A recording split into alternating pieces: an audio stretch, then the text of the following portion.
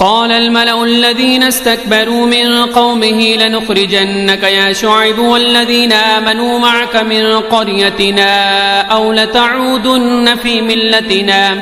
قال أولو كنا كارهين قد افترينا على الله كذبا إن عدنا في ملتكم بعد إذ نجانا الله منها وما يكون لنا أن نعود فيها إلا أن يشاء الله ربنا وسع ربنا كل شيء علما على الله توكلنا ربنا افتح بيننا وبين قومنا بالحق وأنت خير الفاتحين. وقال الملأ الذين كفروا من قومه لئن اتبعتم شعيبا إنكم إذا لخاسرون فأخذتهم الرجفة فأصبحوا في دارهم جاثمين. الذين كذبوا شعيبا كأن لم يغنوا فيها الذين كذبوا شعيبا كانوا هم الخاسرين. فتولى عنهم وقال يا قوم لقد أبلغتكم رسالات ربي ونصحت لكم فكيف آسى على قوم كافرين. وما أرسلنا في قرية من نبي إلا أخذنا أهلها بالبأساء والضراء لعلهم يضرعون ثم بدلنا مكان السيئة الحسنة حتى عفوا وقالوا قد مس آباءنا الضراء والسراء فأخذناهم بغتة وهم لا يشعرون. ولو أن أهل القرى آمنوا واتقوا لفتحنا عليهم بركات من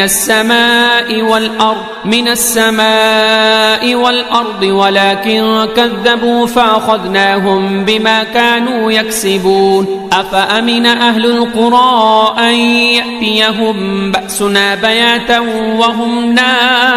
نائمون أو أمن أهل القرى أن يأتيهم بأسنا ضحى وهم يلعبون أفأمنوا مكر الله فلا يأمن مكر الله إلا القوم الخاسرون. أولم يهد للذين يرثون الأرض من بعد أهلها أن لو نشاء أصبناهم بذنوبهم ونطبع على قلوبهم فهم لا يسمعون. تلك القرى نقص عليك من أنبائها ولقد جاءتهم رسلهم بالبينات فما كانوا ليؤمنوا بما كذبوا من قبل كذلك يطبع الله على قلوب الكافرين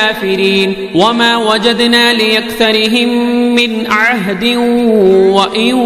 وجدنا أكثرهم لفاسقين. ثم بعثنا من بعدهم موسى بآياتنا إلى فرعون وملئه فظلموا بها فانظر كيف كان عاقبة المفسدين. وقال موسى يا فرعون إني رسول من رب العالمين حقيق على ألا أقول على الله إلا الحق قد جئتكم ببينة من ربكم فأرسل معي بني إسرائيل.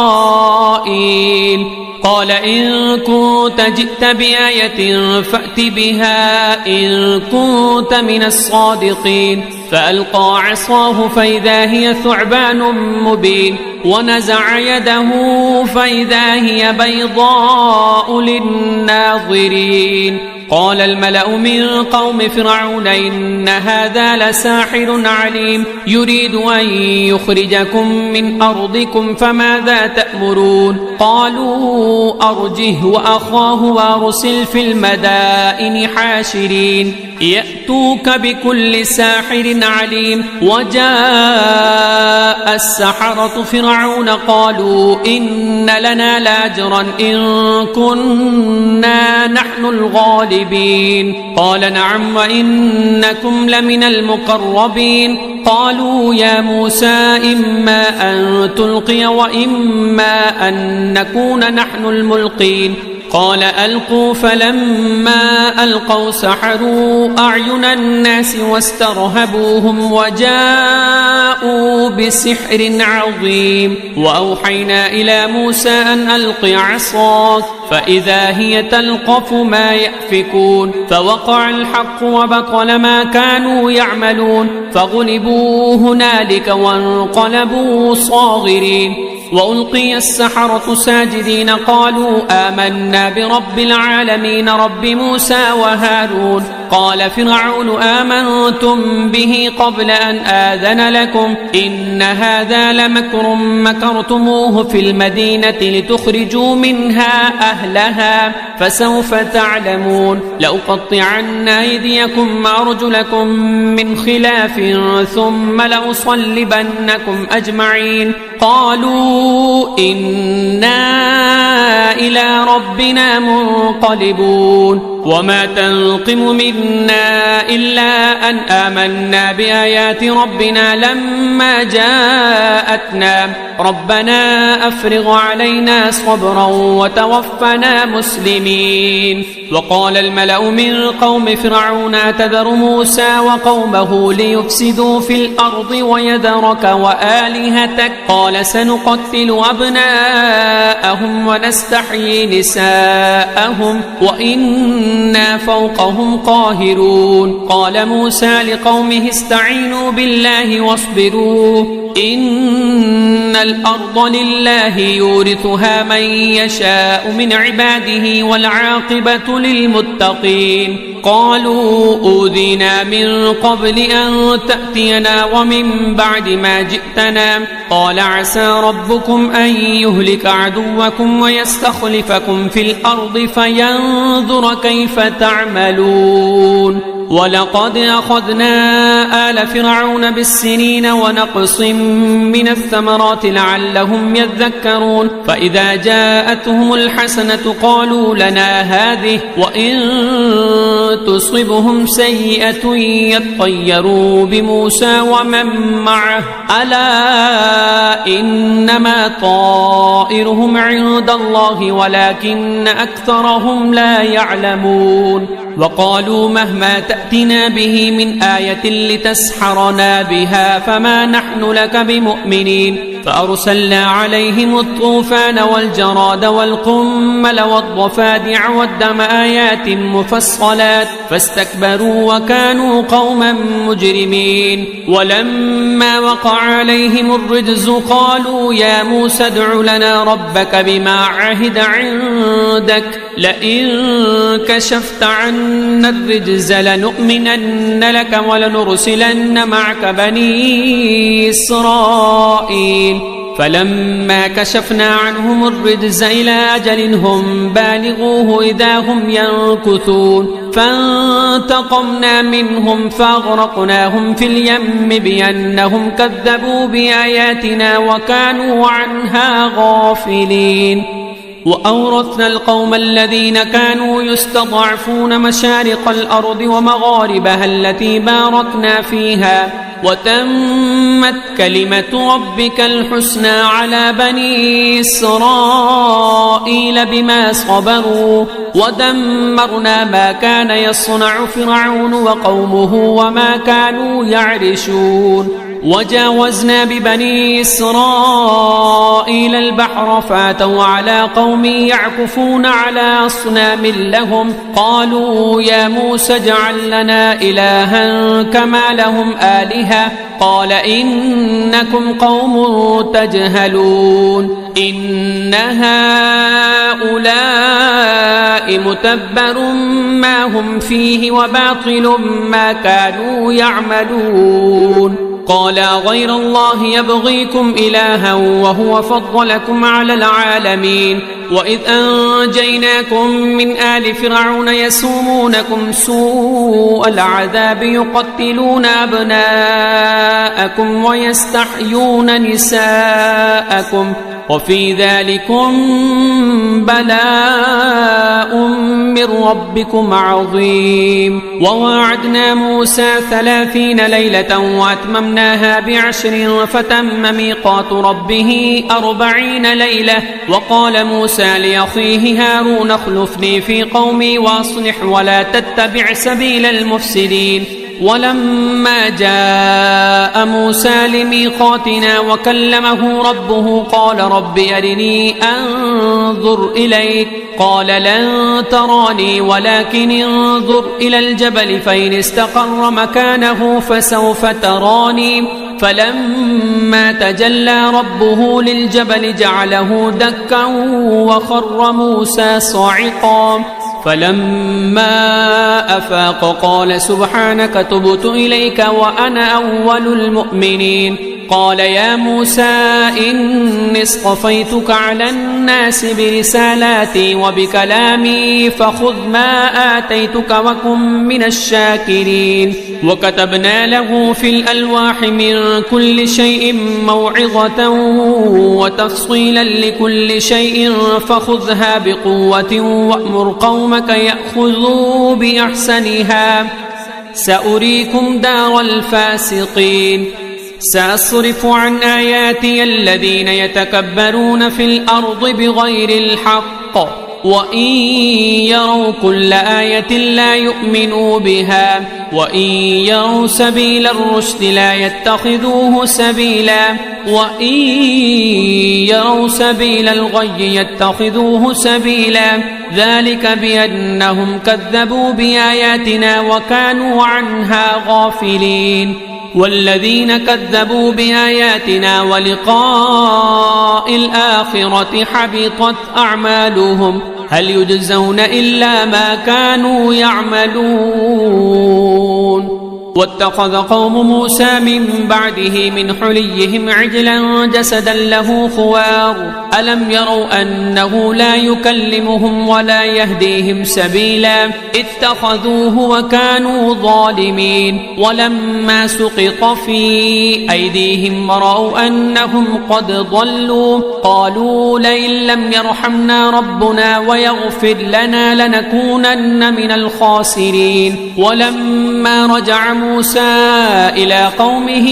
غضبان آسفا قال بئس ما خلفتموني من بعدي أعجلتم أمر ربكم وألقى الألواح وأخذ برأس أخيه يجره إليه قال ابن أم إن القوم استضعفوني وكادوا يقتلونني فلا تشمت بي الأعداء ولا تجعلني مع القوم الظالمين. قال رب اغفر لي ولأخي وادخلنا في رحمتك وأنت أرحم الراحمين. إن الذين اتخذوا العجل سينالهم غضب من ربهم وذلة في الحياة الدنيا وكذلك نجزي المفترين. والذين عملوا السيئات ثم تابوا من بعدها وآمنوا إن ربك من بعدها لغفور رحيم. ولما سكت عن موسى الغضب أخذ الألواح وفي نسختها هدى ورحمة للذين هم لربهم يرهبون. واختار موسى قومه 70 رجلا لميقاتنا فلما أخذتهم الرجفة قال رب لو شئت أهلكتهم من قبل وإياي أتهلكنا بما فعل السفهاء منا إن هي إلا فتنتك تضل بها من تشاء وتهدي من تشاء أنت ولينا فاغفر لنا وارحمنا وأنت خير الغافرين. واكتب لنا في هذه الدنيا حسنة وفي الآخرة إنا هدنا إليك. قال عذابي أصيب به من أشاء ورحمتي وسعت كل شيء فسأكتبها للذين يتقون ويؤتون الزكاة والذين هم بآياتنا يؤمنون. الذين يتبعون الرسول النبي الأمي الذي يجدونه مكتوبا عندهم في التوراة والإنجيل يأمرهم بالمعروف بالمعروف وينهاهم عن المنكر ويحل لهم الطيبات ويحرم عليهم الخبائث ويضع عنهم إصرهم والأغلال التي كانت عليهم فالذين آمنوا به وعزروه ونصروه واتبعوا النور الذي أنزل معه أولئك هم المفلحون. قل يا أيها الناس إني رسول الله إليكم جميعا الذي له ملك السماوات والأرض لا إله إلا هو يحيي ويميت فآمنوا بالله ورسوله النبي الأمي الذي يؤمن بالله وكلماته واتبعوه لعلكم تهتدون. ومن قوم موسى أمة يهدون بالحق وبه يعدلون وقطعناهم 12 أسباطا أمما وأوحينا إلى موسى إذ استسقاه قومه أن اضرب بعصاك الحجر فانبجست منه 12 عينا قد علم كل أناس مشربهم وظللنا عليهم الغمام وأنزلنا عليهم المن والسلوى كلوا من طيبات ما رزقناكم وما ظلمونا ولكن كانوا أنفسهم يظلمون. وإذ قيل لهم اسكنوا هذه القرية وكلوا منها حيث شئتم وقولوا حطة وادخلوا الباب سجدا نغفر لكم خطيئاتكم سنزيد المحسنين. فبدل الذين ظلموا منهم قولا غير الذي قيل لهم فأرسلنا عليهم رجزا من السماء بما كانوا يظلمون. واسألهم عن القرية التي كانت حاضرة البحر إذ يعدون في السبت إذ تأتيهم حيتانهم يوم سبتهم شرعا ويوم لا يسبتون لا تأتيهم كذلك نبلوهم بما كانوا يفسقون. وإذ قالت أمة منهم لم تعظون قوما الله مهلكهم أو معذبهم عذابا شديدا قالوا معذرة إلى ربكم ولعلهم يتقون. فلما نسوا ما ذكروا به أنجينا الذين ينهون عن السوء وأخذنا الذين ظلموا بعذاب بئيس بما كانوا يفسقون.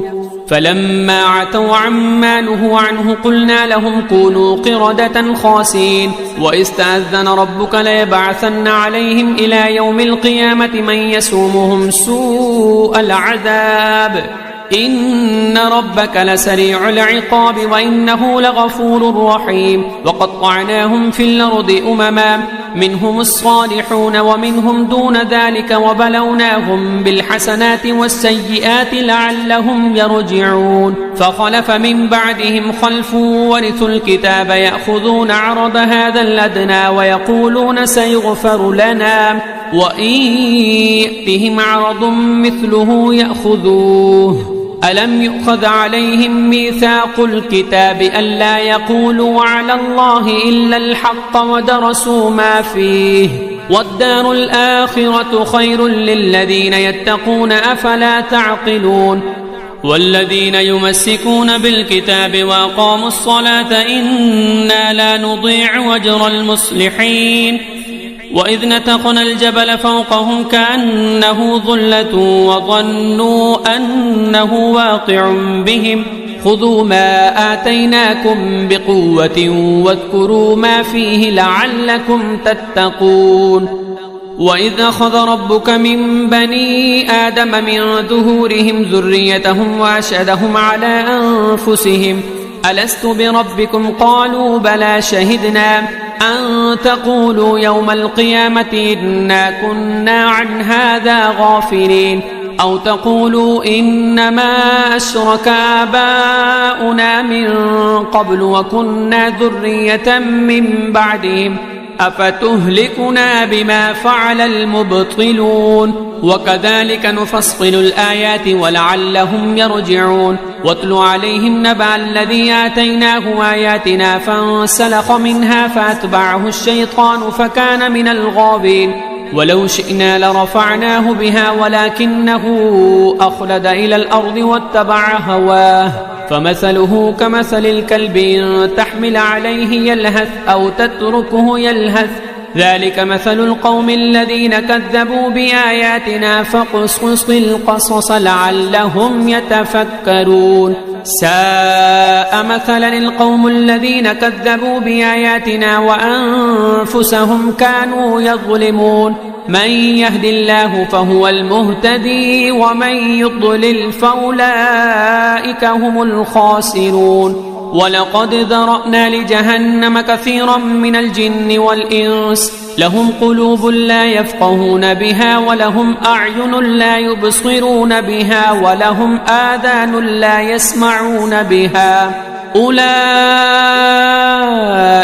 كالأنعام بل هم أضل أولئك هم الغافلون ولله الأسماء الحسنى فادعوه بها وذروا الذين يلحدون في أسمائه سيجزون ما كانوا يعملون وممن خلقنا أمة يهدون بالحق وبه يعدلون والذين كذبوا بآياتنا سنستدرجهم من حيث لا يعلمون وأملي لهم إن كيدي متين أولم يتفكروا ما بصاحبهم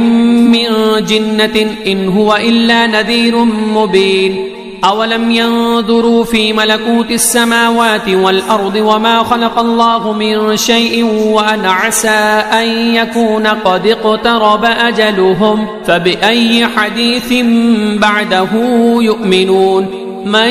يضلل الله فلا هادي له ويذرهم في طغيانهم يعمهون يسألونك عن الساعة أيان مرساها قل إنما علمها عند ربي لا يجليها لوقتها إلا هو ثقلت في السماوات والأرض لا تأتيكم إلا بغتة يسألونك كأنك حفي عنها قل إنما علمها عند الله ولكن أكثر الناس لا يعلمون قل لا أملك لنفسي نفعا ولا ضرا إلا ما شاء الله ولو كنت أعلم الغيب لاستكثرت من الخير وما مسني السوء إن أنا إلا نذير وبشير لقوم يؤمنون هو الذي خلقكم من نفس واحدة وجعل منها زوجها ليسكن إليها فلما تغشاها حملت حملا خفيفا فمرت به فلما أثقلت دعوى الله ربهما لئن آتيتنا صالحا لنكونن من الشاكرين فلما آتاهما صالحا جعلا له شركاء فيما آتاهما فتعالى الله عما يشركون أيشركون ما لا يخلق شيئا وهم يخلقون ولا يستطيعون لهم نصرا ولا أنفسهم ينصرون وإن تدعوهم إلى الهدى لا يتبعوكم سواء عليكم أدعوتموهم أم أنتم صامتون إن الذين تدعون من دون الله عباد أمثالكم فادعوهم فليستجيبوا لكم إن كنتم صادقين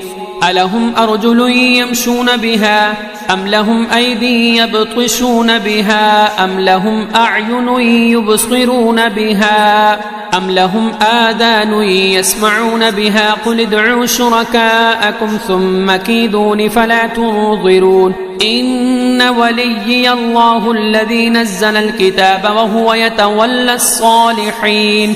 والذين تدعون من دونه لا يستطيعون نصركم ولا أنفسهم ينصرون وإن تدعوهم إلى الهدى لا يسمعون وتراهم ينظرون إليك وهم لا يبصرون خذ العفو وأمر بالعرف وأعرض عن الجاهلين وإما ينزغنك من الشيطان نزغ فاستعذ بالله إنه سميع عليم إن الذين اتقوا إذا مسهم طائف من الشيطان تذكروا فإذا هم مبصرون وإخوانهم يمدونهم في الغي ثم لا يقصرون وإذا لم تأتهم بآية قالوا لولا اجتبيتها قل إنما أتبع ما يوحى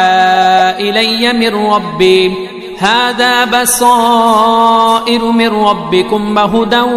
ورحمة لقوم يؤمنون وإذا قرئ القرآن فاستمعوا له وأنصتوا لعلكم ترحمون واذكر ربك في نفسك تضرعا وخيفة ودون الجهر من القول بالغدو والآصال ولا تكن من الغافلين إن الذين عند ربك لا يستكبرون عن عبادته ويسبحونه وله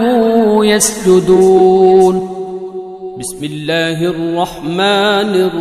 الرحيم.